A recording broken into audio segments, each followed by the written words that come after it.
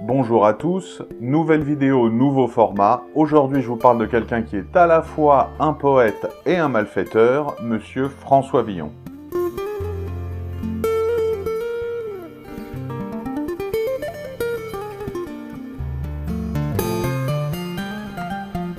Avant de commencer, une mise en garde. C'était une personnalité connue de son vivant.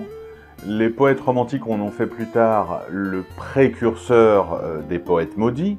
Mais il faut savoir qu'au-delà de la légende, tout ce qu'on sait de lui, c'est ce que lui-même a écrit sur lui et les documents administratifs relatifs à ses arrestations et ses procès. Donc il reste pas mal de zones d'ombre. François de Montcorbier est né en 1431. Orphelin de père, sa mère, qui est très pauvre, va le confier à Guillaume de Villon, qui est professeur de droit ecclésiastique à Paris. Il prendra plus tard le nom de son tuteur. Il va entrer à l'université à Paris et en 1452, il obtient une maîtrise ès-arts. L'humanité, contrairement à ce qu'elle pense, n'étant qu'un éternel recommencement, à cette époque-là, il y a des heurts, des étudiants qui affrontent les forces de l'ordre, des professeurs qui font grève, et le résultat de tout ça, c'est que Charles VII va annuler purement et simplement tous les cours en 1453 et 54. Voilà l'occasion pour François de changer radicalement de direction. Il va commencer en fanfare en s'en prenant à un prêtre nommé Philippe de Sermoise. Il va le blesser à l'aine, le poursuivre et l'achever avec une pierre en le frappant au visage. Suite à ce petit détail qu'on peut appeler un meurtre, il va devoir fuir Paris. C'est un lettré et jusque-là il s'est toujours bien tenu, lui et son mentor sont respectés. Ce qui va lui permettre d'obtenir une lettre de rémission et de revenir à Paris en 1456, au tout début de l'année. Mais c'est un garçon un chouïa turbulent et dès Noël 1456, il va participer à un vol avec effraction au Collège de Navarre. Il va donc s'enfuir à nouveau, surtout qu'il a été mis en cause par un de ses complices qu'on a interrogé, comprenez, gentiment torturé.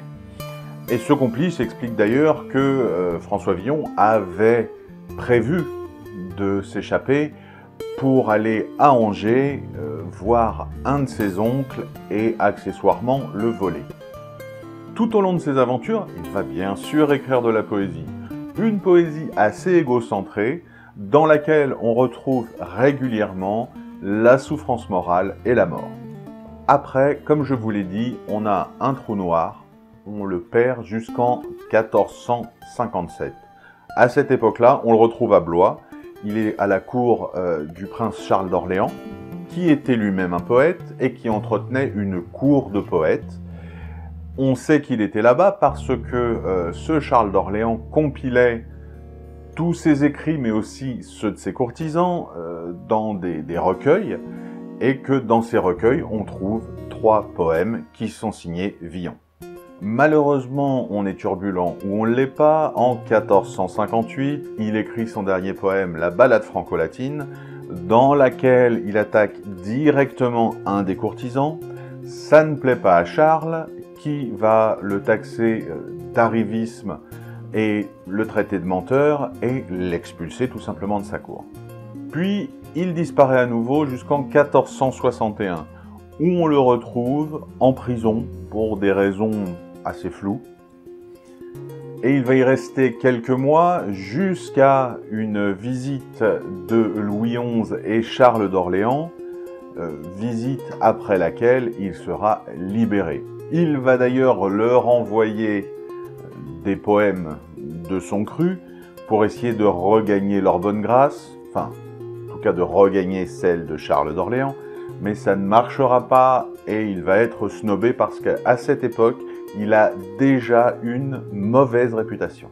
Puisque c'est comme ça, il décide de rentrer à Paris. Son exil a assez duré et puis tout le monde a forcément oublié le malheureux épisode du Collège de Navarre.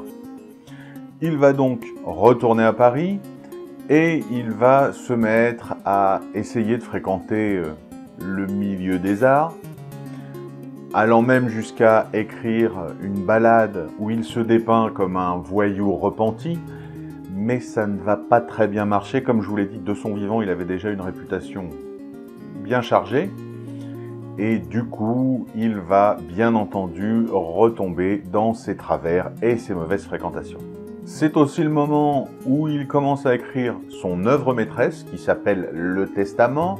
Rien que le titre laisse présager de sa joie de vivre de l'époque. En novembre 1462, pour changer, Villon est incarcéré pour un délit mineur. Sauf que il est rattrapé par l'histoire du Collège de Navarre et ne réussit à s'en sortir qu'en promettant de rembourser sa part du butin, qui s'élève à 120 livres, ce qui est pour l'époque une somme astronomique. Mais bien sûr, à la fin du même mois, il récidive et il va être pris dans une bagarre dans laquelle il va blesser un notaire pontifical.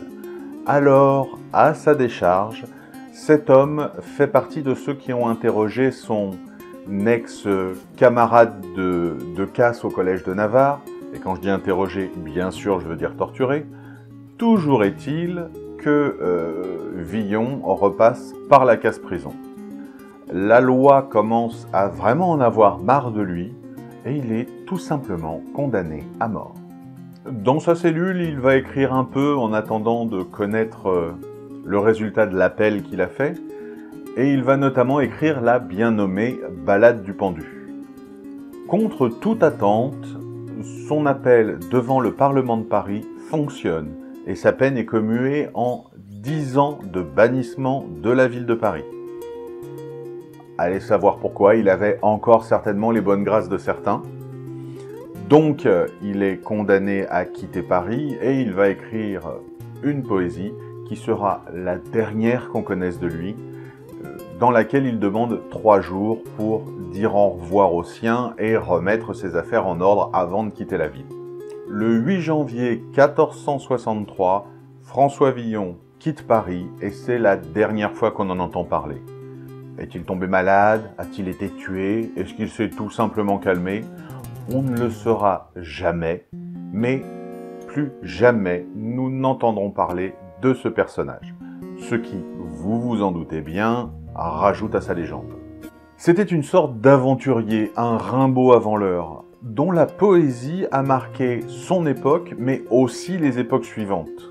Au fond, quelle que soit sa vraie nature, c'est une personnalité bien assez atypique pour qu'on en fasse ici un petit portrait.